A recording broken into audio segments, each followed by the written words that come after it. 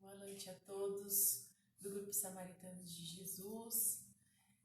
Vamos nos encontrando aqui mais uma noite de sexta-feira para começar mais um estudo. E nada melhor do que começar o nosso estudo com uma prece.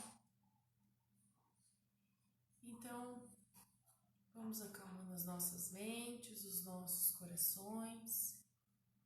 E num só pensamento, num só sentimento, vamos agradecer ao nosso Mestre Jesus por a oportunidade, pelos ensinamentos, agradecer a Deus pela misericórdia infinita de nos proporcionar essas oportunidades, seja essa encarnação, seja todas as oportunidades que Ele nos dá diariamente, agradecer por tudo e que possamos, nesses breves minutos que nós vamos estar reunidos nesse estudo, que nós possamos compreender os ensinamentos do Evangelho, trazer ele para dentro dos nossos corações.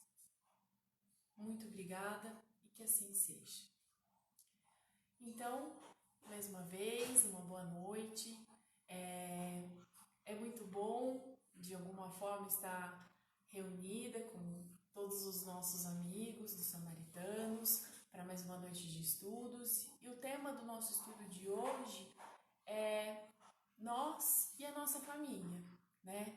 Nesse período de pandemia, a gente acaba ficando até um pouco mais juntinho dos nossos familiares, não vou dizer, né, presos aos nossos familiares, mas a gente está tendo uma oportunidade de conviver um pouco mais com os nossos familiares dentro do nosso lar. E o estudo nosso de hoje é em cima exatamente desse assunto, né? Semana passada a Kátia acabou falando sobre a mediunidade, sobre como a gente pode estar, né, como a nossa mediunidade está sendo trabalhada, uma vez que nós não estamos indo ao centro.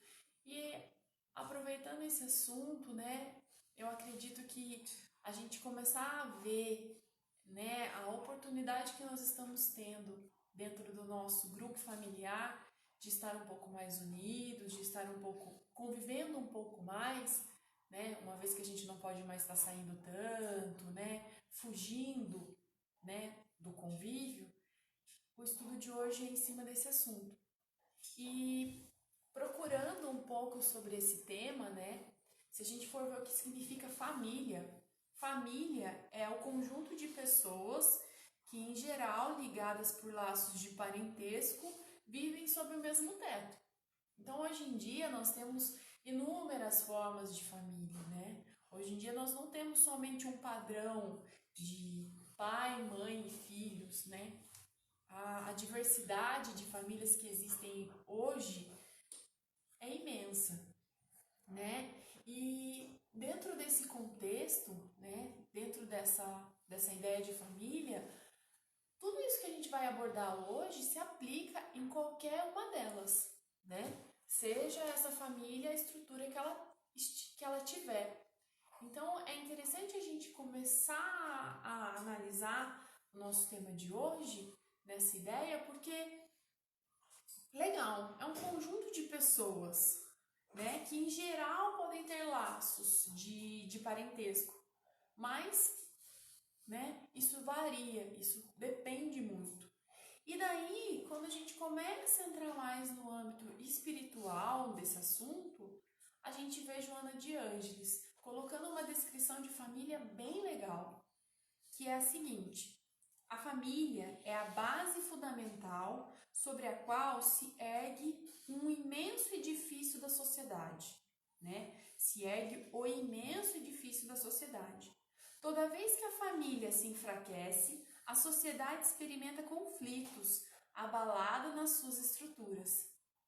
Então, quando a gente começa a ver, né, a diferença e a importância da família, vendo pelo lado espiritual, a gente vê o quanto é importante esse laço, né?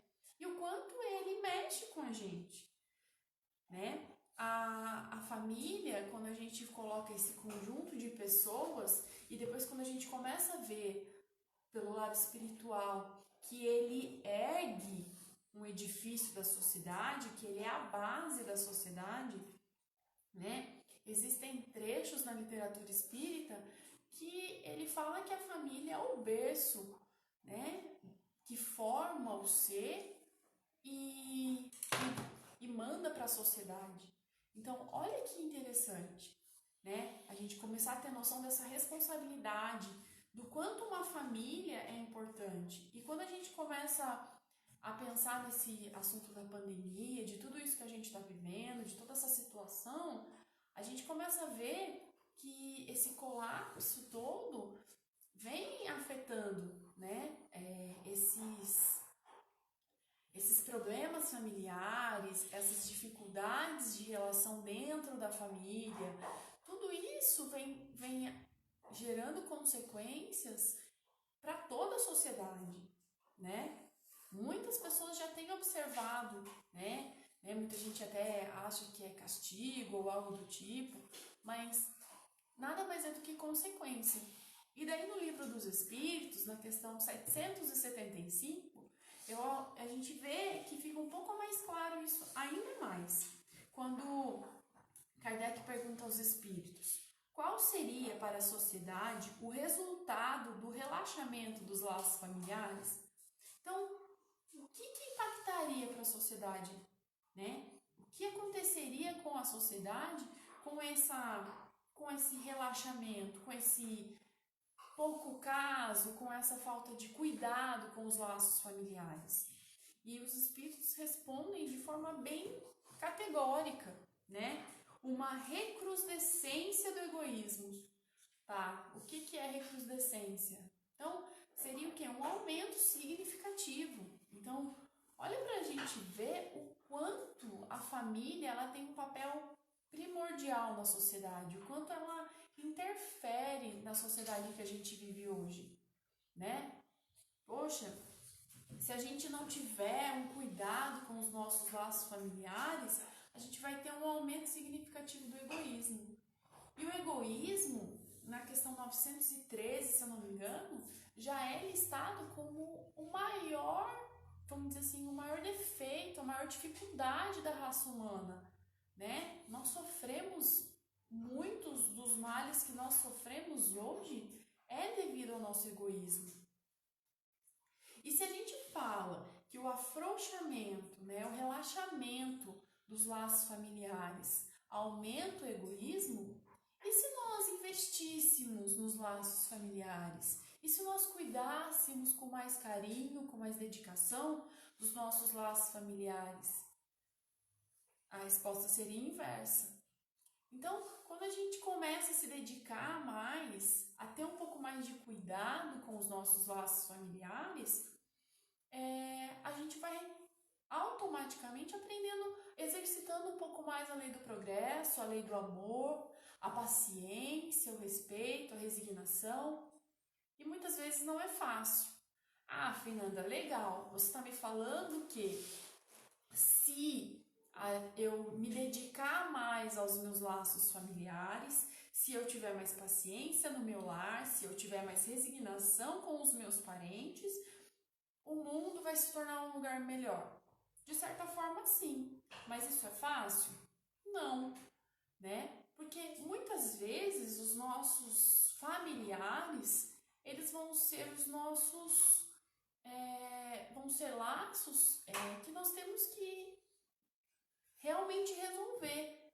Alguns familiares vêm para nos dar aquele apoio, para nos dar aquele amparo, mas muitos dos nossos familiares, eles vêm com, assim como nós temos, eles têm para conosco, rusgas de outras vidas. E nem sempre é fácil. Nem sempre é fácil para você conseguir seguir uma religião, uma vez que dentro do seu lar nem todo mundo segue aquele mesmo, tem aquela mesma fé, tem aquela mesma crença, né? E eu não falo só do espiritismo, né? Muitas vezes a gente pode ser espírita e o nosso marido ser católico ou evangélico, ou qualquer outra, um ser católico, o outro ser evangélico, enfim, qualquer que seja a religião, né? Quando nós falamos de família, isso daí pode sim gerar algum problema ou algum motivo de discussão. Ainda mais quando a gente quando a gente sente ou tem a sensação de que as prioridades são diferentes, né? Uma vez que, um exemplo, eu como espírita tenho uma prioridade, um conhecimento, acredito ser tenho um evangelho dentro do meu coração mais, vamos dizer assim, despertado, né? Eu tenho um grau de despertamento e o meu cônjuge ou quem quer que seja que faça parte dessa minha família, que conviva nesse mesmo lar, nesse mesmo teto que eu, não começam a haver algumas diferenças, algumas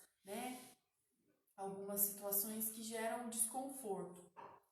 E exatamente com esse assunto, na nossa pesquisa, existe um livro do Chico Xavier, né, psicografado pelo Emmanuel, do Emmanuel, psicografado pelo Chico, que é A Vinha de Luz.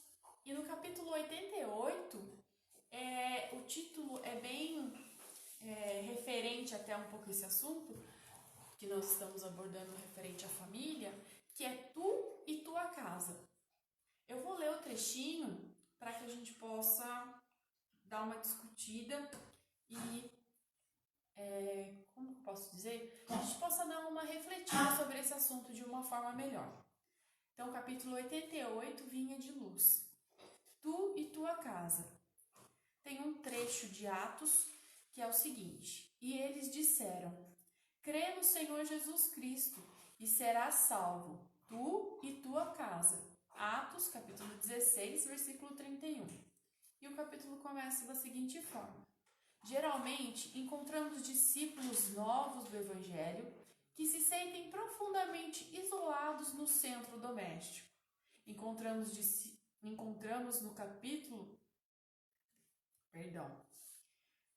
Geralmente, encontramos discípulos novos do Evangelho que se sentem profundamente isolados no centro doméstico.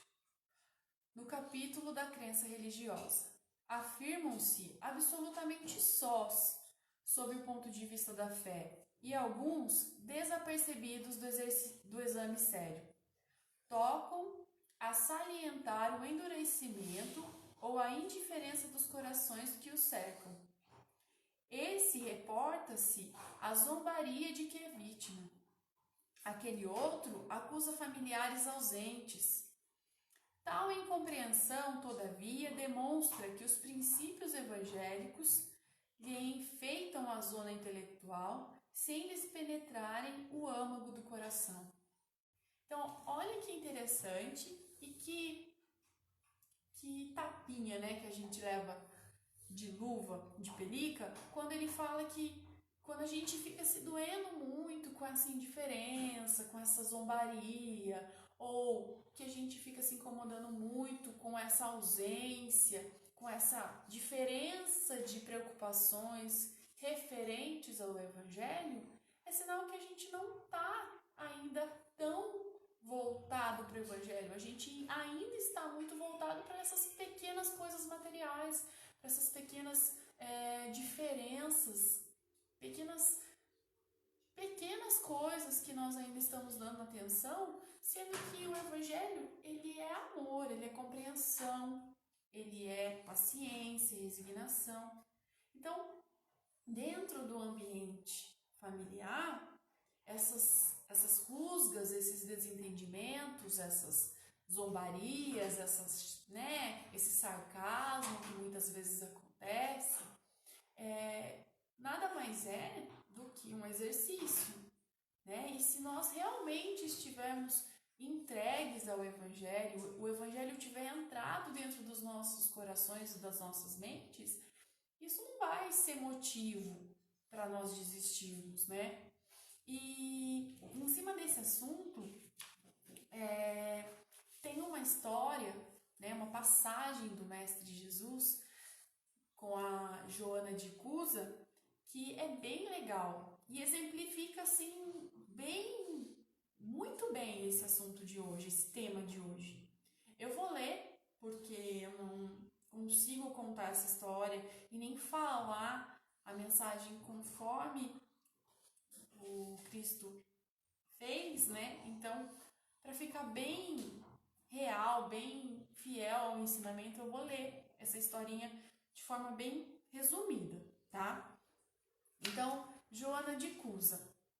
Entre a multidão que invariavelmente acompanhava Jesus nas pregações, achava-se sempre uma mulher de rara dedicação e nobre caráter, das mais altamente colocadas na sociedade de Cafarnaum. Tratava-se de Joana, consorte de Cusa, intendente de Antipas, na cidade onde se conjugavam interesses vitais e comerciantes e pescadores. Joana possuía verdadeira fé, contudo, não conseguiu forrar-se às amarguras domésticas, porque seu companheiro de lutas não aceitava as claridades do Evangelho. Considerando seus dissabores íntimos, a nobre dama procurou o Messias, numa ocasião em que ele descansava em casa de Simão, e lhe expôs a longa série de suas contrariedades e padecimentos. O esposo não tolerava a doutrina do mestre. Alto funcionário de Herodes, em perene contato com os representantes do império, repartia suas preferências religiosas, ora com os interesses da comunidade judaica e ora com os deuses romanos, o que lhe permitia viver em tranquilidade fácil e rendosa. Joana confessou ao mestre os seus temores, suas lutas e desgostos no ambiente doméstico, expondo suas amarguras em face das divergências religiosas existentes entre ela e o companheiro. Após ouvir-lhe a longa exposição, Jesus lhe ponderou: Joana, só há um Deus, que é o nosso Pai, e só existe uma fé para as nossas relações com o seu amor. Certas manifestações religiosas no mundo muitas vezes não passam de vícios populares nos hábitos exteriores. Todos os templos da terra são de pedra. Eu venho, em nome de Deus, abrir o templo da fé viva no coração dos homens. Entre o sincero discípulo do Evangelho e os erros milenários do mundo, começa a travar-se o combate sem sangue da redenção espiritual. Agradece ao Pai o haver te julgado digna do bom trabalho, desde agora. Teu esposo não te compreende, alma sensível? Compreender-te-á um dia. É leviano e indiferente? Ama-o mesmo assim. Não te acharias ligada a ele se não houvesse para isso razão justa. Servindo-o com amorosa dedicação, estarás cumprindo a vontade de Deus. Falas-me de teus receios e de tuas dúvidas. Deves, pelo Evangelho, amá-lo ainda mais. Os sãos não precisam de médico. Além disso, não poderemos colher uvas nos abrolhos, mas poderemos amanhar o solo que produziu cardos envenenados, a fim de cultivarmos nele mesmo a videira maravilhosa do amor e da vida. Olha que interessante. Joana deixava entrever no brilho suave dos olhos a íntima satisfação que aqueles esclarecimentos lhe causavam. Mas, patenteando todo o seu estado d'alma, interrogou: Mestre, vossa palavra me alivia o espírito atormentado. Entretanto, sinto dificuldade extrema para o entendimento recíproco do ambiente no meu lar. Não julgas acertado que lute por impor os vossos princípios? Agindo assim, não estarei reformando meu esposo para o céu e para o vosso reino?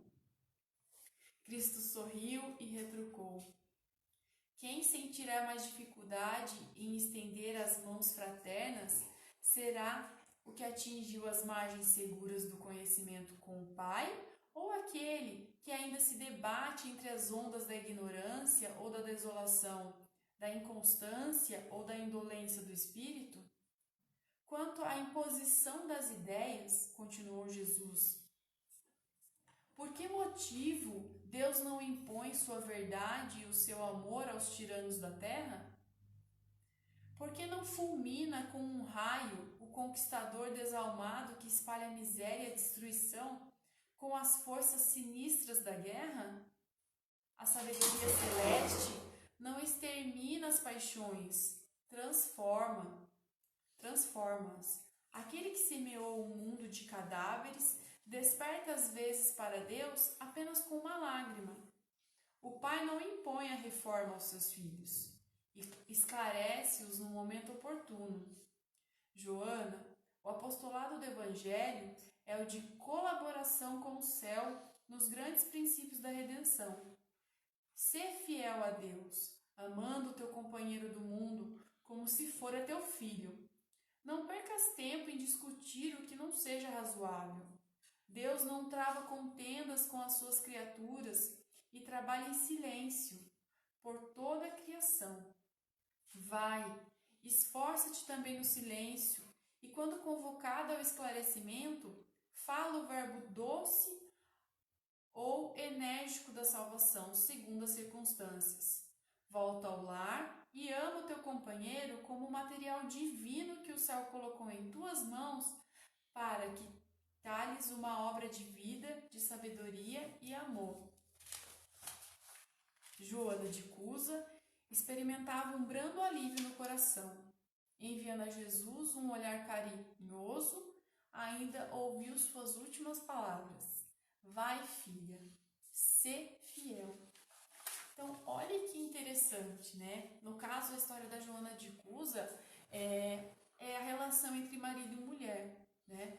Mas a gente pode usar essa passagem, essas palavras do Cristo para qualquer relação, seja ela familiar ou até fora disso, né? Quando Jesus fala que os sãos não precisam de médico, né? Quando ele fala que Deus, com todo o seu poder, com toda a sua inteligência, ele em nenhum momento força, porque ele espera a transformação de tudo, até tudo virar amor.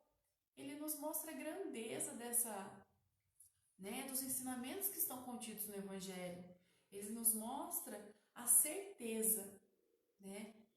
Não tem dúvida, não tem hesitação. Quando ele fala para ela que não cabe a ela, né, mudar aquela pessoa. Não cabe a nós mudar aquele nosso ente, né, aquele nosso familiar que muitas vezes nós não nos entendemos.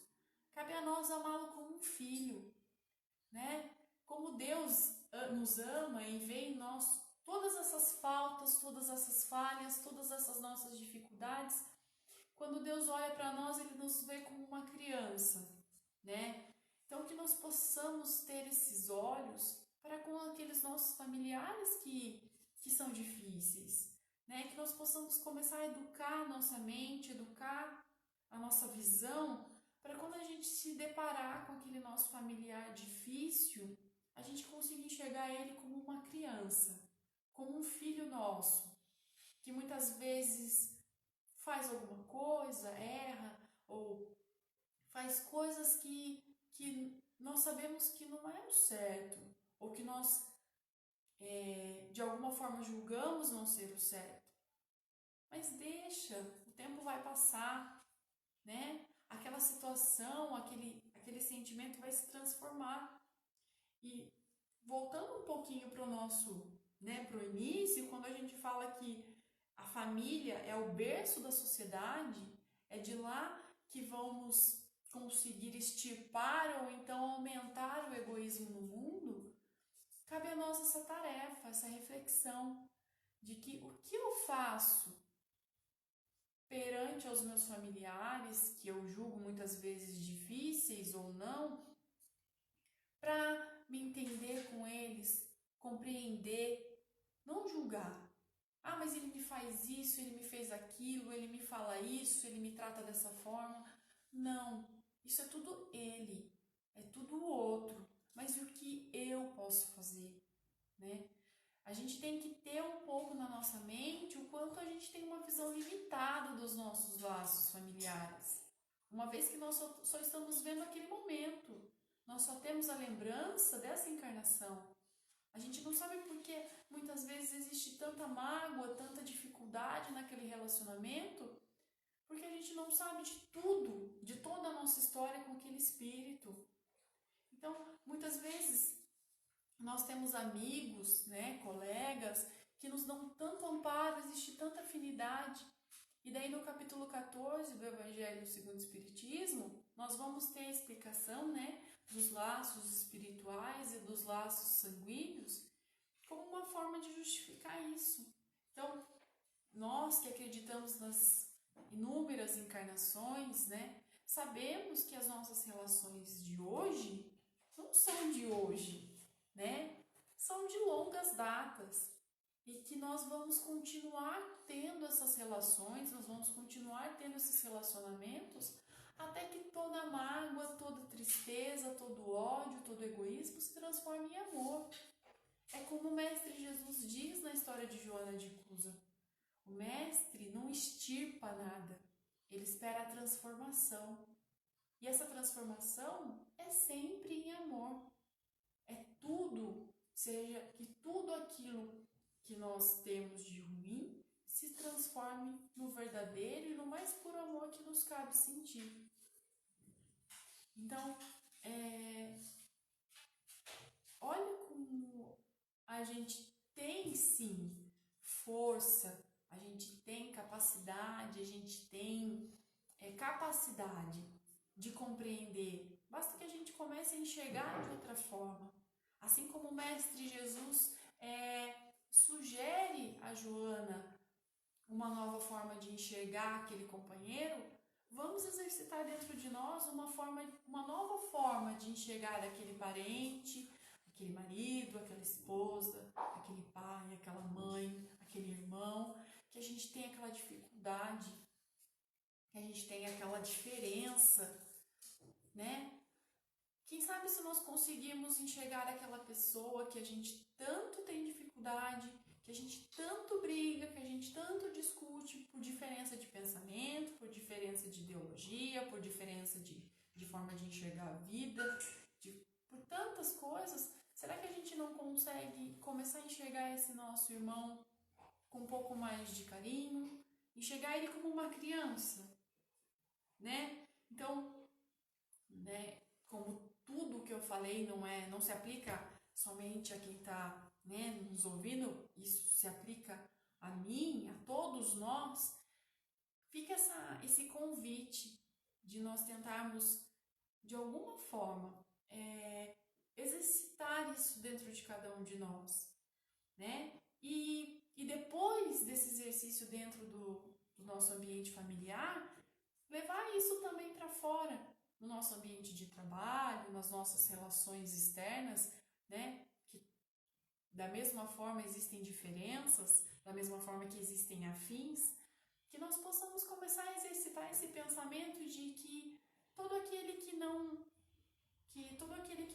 está tendo o mesmo pensamento, o mesmo sentimento que eu tenho naquele momento, que eu estou tendo alguma dificuldade com ele, que eu possa enxergar aquele irmão como uma criança, né? Não colocando eu como superior, né? Não é essa a ideia, mas que nós possamos ter a consciência que da mesma forma que muitas vezes a criança faz uma coisa pra gente e a gente não se magoa, porque sabe que é uma criança e não fez com aquela intenção, que nós consigamos enxergar que aquele irmão, que aquela pessoa, né? Seja ele quem for, fez algo para nós, não fez com aquela intenção que nós julgamos de nos prejudicar, de nos magoar. Então, fica esse convite para que nós possamos, né, mudar um pouco essa forma de enxergar as nossas relações familiares. E para encerrar,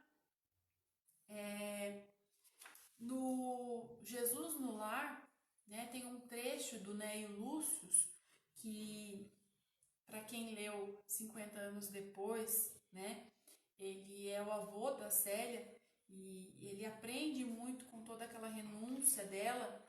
E nesse livro, Jesus no Lar, ele tem um trecho que é muito bonito, que é o seguinte: o berço doméstico é a primeira escola e o primeiro templo da alma. A casa do homem é a legítima exportadora de caracteres para a vida comum. A paz do mundo começa sob as telhas a que nos acolhemos.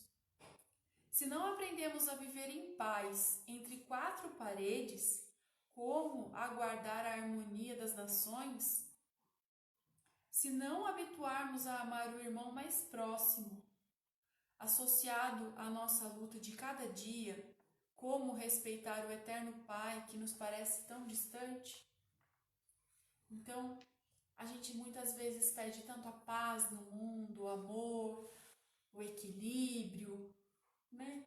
A gente deseja tantas coisas para o mundo e muitas vezes a gente não consegue exercitar o amor dentro da nossa casa, entre duas pessoas, né? Ou que seja uma pessoa que mora sozinha, né? O amor para conosco mesmo, de muitas vezes nos perdoar e compreender as nossas faltas. Então, né, o estudo de hoje fica essa reflexão do tamanho da importância que é a família e do tamanho que é a nossa responsabilidade perante ela, né? O quanto cabe a nós essa resignação, essa paciência, esse respeito, essa dedicação. Que lá no plano espiritual nós nos prontificamos a nos dedicar a eles. Muito mais do que grandes feitos, muito mais do que grandes missões aqui na Terra, a nossa maior missão, a nossa primeira missão é aprender a amar os nossos familiares. Então, muito obrigada por mais essa noite de estudos, muito obrigada por esse momento, por essa união mesmo à distância, cada um em sua casa, e agradecer a Deus por essa oportunidade, agradecer a Ele por essa ajuda que Ele nos dá, por esse cuidado. Muito obrigada, meu Deus, muito obrigada aos benfeitores espirituais que nos amparam a todo instante. Muito obrigada e que possamos continuar nos esforçando no caminho do amor, no caminho do Evangelho do Cristo. Muito obrigada, que assim seja. Gente, uma boa noite, muito obrigada pela atenção, por esses momentos juntos. Fiquem com Deus e até a próxima. Boa noite.